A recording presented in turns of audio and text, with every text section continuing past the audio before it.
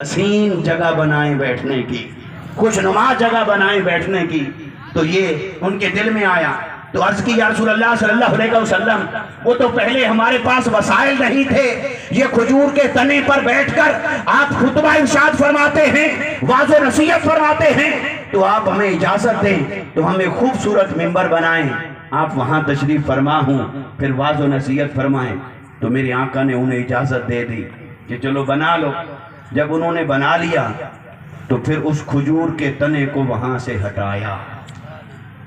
बस जब खजूर के तने को वहां से हटाया तो हजरत सिद्दीक़ अकबर से पूछें, उमर बिन खत्ताब से पूछें, उस्मान बिन अफ़्फ़ान से पूछें, मौलाए कायनात से पूछें, तलहा और ज़ुबैर से पूछें, यासिर और अम्मार से पूछें, बिलाल हबशी से पूछें, जिस किसी सिहाबी से पूछें तो हर सिहाबी आपको ये गवाही देगा कि वो तना, खजूर का तना जिस पर मुस्तफ़ा तशरीफ रखते थे, अरे उसको भी रब्त था मुस्तफ़ा से, और मुस्तफ़ा का भी रब्त था उसके साथ, उसे मोहब्बत हो गई थी, हालांकि उसे एहसासात नहीं थे, बशरी एहसासात से महरूम था, इंसानी एहसासात से महरूम था तो दरख्त, और दरख्त भी हरा भरा नहीं, खुश, हालांकि हरा भरा दरख्त भी जिंदा दरख्तों में आता है।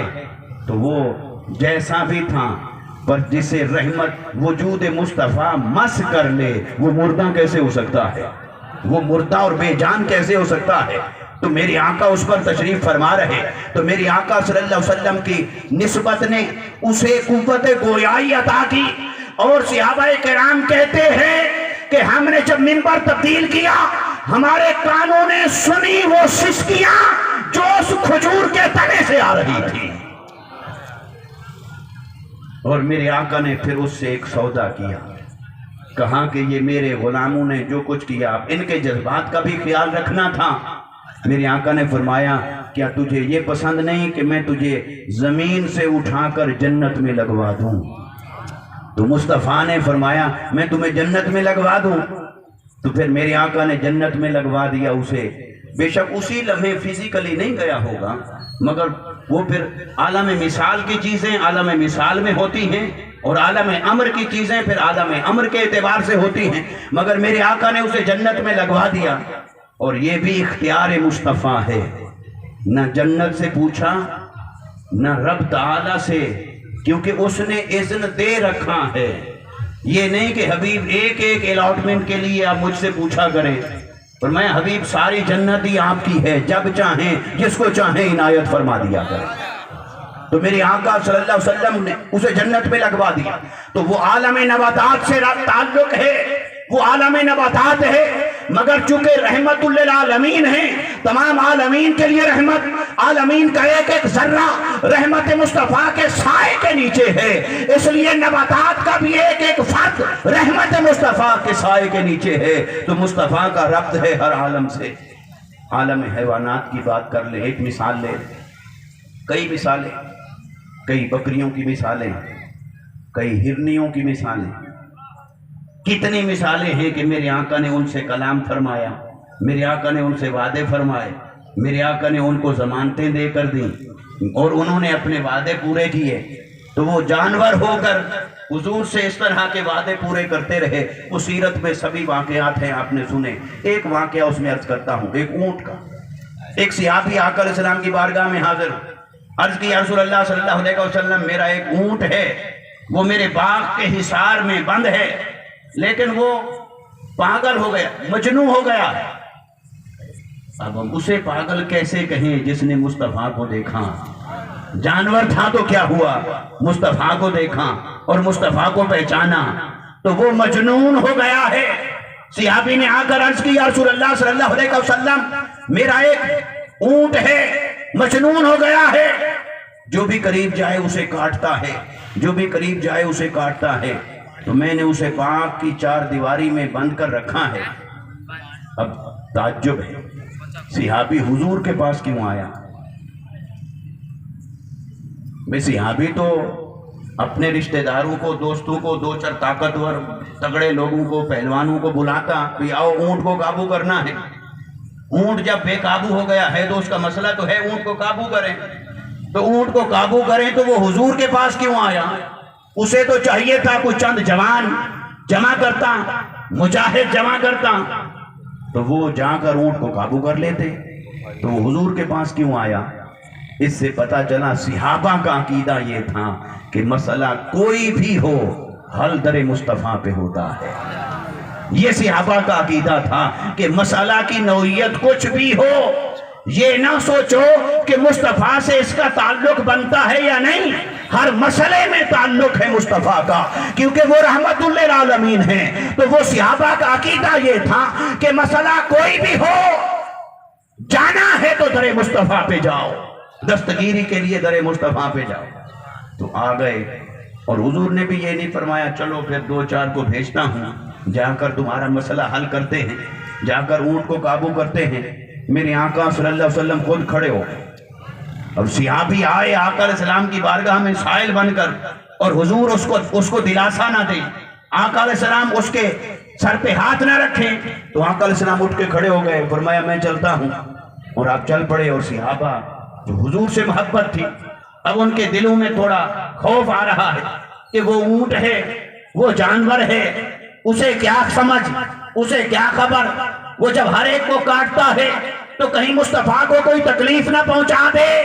ان کے دلوں میں چونکہ محبت تو اپنے محبوب سے تھی، ان کا ڈرنا بھی حق تھا، تو وہ ڈرتے جا رہے ہیں۔ اور آقا علیہ السلام وہاں پہنچے، میرے آقا نے فرمایا وہ جو آگے رکاوٹ بنائی ہوئی ہے اس کی وہ کھول۔ تو صحابہ نے عرض کی یا رسول اللہ صلی اللہ علیہ وسلم، وہ اونٹ ہے، وہ جانور ہے، اور وہ تو مجنون ہو گیا، اسے اپنے مالک کی پہچان نہیں رہی، اسے کاٹنے کو دوڑتا ہے، تو آپ یہ عمل فرما رہے ہیں وہ اونٹ ہے، اسے کیا خبر، وہ مجنون ہے، وہ پاگل ہو گیا ہے۔ تو میرے آقا نے فرمایا ہاں وہ اونٹ ضرور ہے، جانور ضرور ہے، پاگل بھی ضرور ہو گیا ہوگا، پر اتنا بھی پاگل نہیں ہوا کہ رحمت للعالمین کو نہ پہچانتا ہو، ایسا بھی پاگل نہیں ہوا کہ مصطفیٰ کو نہ پہچانتا ہو۔ یہ انسانوں میں ایسے پاگل ہو سکتے ہیں جو مصطفیٰ کو نہ پہچانے، جو مصطفیٰ کی عظمت کو نہ پہچانے، جو مصطفیٰ کی ناموس کو نہ پہچانے، مگر جانوروں میں بھی ایسا کوئی پاگل نہیں جو مقام مصطفیٰ کو نہ سمجھے۔ اس لیے میرے آقا نے فرمایا اسے چھوڑ دو۔ وہ اونٹ دوڑ کر آیا اور آ کر آقا علیہ السلام کے قدموں میں گر گیا، اور قدموں میں گرتے ہی وہ اپنی ہی زبان میں کچھ بولنے لگ گیا، اور مصطفیٰ اس کے سر پہ ہاتھ پھیرتے جا رہے تھے، اور مصطفیٰ اس کو کچھ بات کرتے جا رہے تھے۔ تو صحابہ کرام سن رہے ہیں، حیران کھڑے ہیں کہ وہ اونٹ ہے، وہ کیا کہہ رہا ہے مصطفیٰ سے، کیا راز و نیاز کی بات ہے۔ میرے آقا نے فرمایا اس کے مالک سے، فرمایا یہ اونٹ شکایت کر رہا ہے تم اس سے محنت زیادہ لیتے ہو اور اس کو کھلاتے پلاتے کم ہو، اسے آرام کا وقت کم دیتے ہو، یہ اپنی مشقت کا شکوہ کر رہا ہے، اور تم اپنا فرض ادا کرو، یہ آج کے بعد اپنا فرض ادا کرے گا، تم اسے کا خیال رکھو، یہ تمہارا خیال رکھے گا۔ تو میرے آقا صلی اللہ علیہ وسلم وہاں سے واپس آئے تو ہر شے سے ربط ہے مصطفیٰ کا، عالم نباتات ہو یا عالم حیوانات ہو۔ اب آپ رحمت بن کر تشریف لائے اور ہر عالم سے ربط ہے مصطفیٰ کا، لیکن وہ جو میں نے اس اعتبار سے بھی ایک بات کی کہ عالم کو اگر زمانی اعتبار سے لے لیں تو پھر عالم ارواح ہے، پھر عالم دنیا ہے، پھر عالم برزخ ہے، پھر عالم آخرت ہے۔ اس میں بھی ایک مثال عرض کرتا ہوں تاکہ یہ بات واضح ہو سکے۔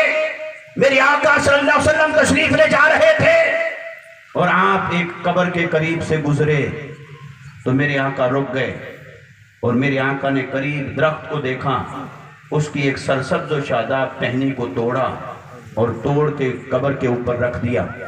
2 قبریں تھیں، اور میرے آقا نے فرمایا کہ جو قبر کے نیچے جو 2 لوگ ہیں ان کو ہو رہا ہے عذاب ہو رہا ہے، اور ان کو عذاب ہو رہا ہے، اور یہ جو درخت یہ تسبیح پڑھ رہا ہے، کیونکہ درخت بھی اللہ کی تسبیح پڑھتا ہے، ہر شے اللہ کی تسبیح کرتی، سبح للہ ما فی السماوات و ما فی الارض، جو کچھ بھی ہے زمین اور آسمان میں ہر شے اللہ کی تسبیح کرتی۔ تو میرے آقا نے فرمایا یہ درخت تسبیح کر رہا ہے، اسے اٹھا کر یہاں رکھا ہے، یہ جتنی دیر یہاں تسبیح کرتا رہے گا اللہ پاک ان کے عذاب میں تخفیف فرما دے گا۔ اب بڑی دعا فرما دیتے، وہ بھی ہو سکتا تھا، مگر میرے آقا نے بھی پھر ایک وسیلہ اختیار فرمایا امت کو تعلیم دینے کے لیے کہ آج تو میں ہوں یہاں، میں یہاں دعا کر دوں تو پھر جب میں تمہارے سامنے بظاہر موجود نہیں ہوں گا تو پھر کیا کرو گے؟ تو ایک راستہ عطا فرما دیا کہ اس جگہ پہ اگر تسبیح کریں، یہ تو درخت کی تسبیح ہے، تو انسان تسبیح کرے، اللہ کا ذکر کرے، قرآن کی تلاوت کرے تو عذاب میں تخفیف کیوں نہیں ہوگی؟